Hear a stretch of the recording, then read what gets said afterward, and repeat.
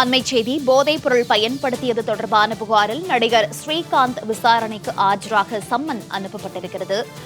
போதைப் பொருள் பயன்பாடு விவகாரம் தொடர்பாக நடிகர் ஸ்ரீகாந்த் நேரில் ஆஜராக சம்மன் அனுப்பப்பட்டிருக்கிறது. அண்மைச் செய்தியாக பார்த்து வருகிறோம்.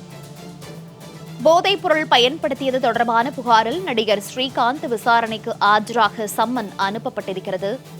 விவரங்களோடு செய்தியாளர் ராம்குமார் இணைப்பில் இருக்கிறார். ராம்குமார் வணக்கம். போதைப் பொருள் பயன்பாடு விவகாரம் தொடர்பாக நடிகர் ஸ்ரீகாந்த் ஆஜராக சம்மன் அனுப்பப்பட்டிருக்கிறது.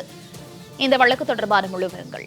நிச்சயமாக கடந்த வாரம் சென்னை நுங்கம்பாக்கத்தை சேர்ந்த பிரசாத் என்பவர் போதைப் பொருள் மெத்தபெட்டமைன் வைத்திருந்ததாக கைது செய்யப்பட்டார். அவரை காவலில் எடுத்து விசாரித்த போது சென்னையில் உள்ள பல்வேறு நடிகர்களுக்கு போதைப் பொருள் விற்பனை செய்தது தெரிய வந்தது. இதனை அடுத்து அவரிடம் நடத்திய விசாரணையில் பல்வேறு திடுக்கிடும் தகவல் வெளியாகி இருக்குது. குறிப்பா சென்னையில் இருக்கக்கூடிய நடிகர் ஸ்ரீகாந்திற்கு போதைப் பொருள் கொடுத்ததாக வாக்குமூலத்தில் பிரசாத் வாக்குமூலம் அளித்திருந்தார். அந்த வாக்குமூலத்தின் அடிப்படையில் தற்போது நடிகர் ஸ்ரீகாந்திற்கு சம்மன் அனுப்பப்பட்டிருக்கிறது.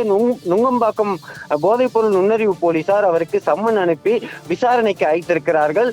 இன்னும் சற்று நேரத்தில் அவரை கீழ்ப்பாக்கம் அரசு மருத்துவமனைக்கு அழைத்து அவரது உடல் பரிசோதனை செய்யப்படுகிறது.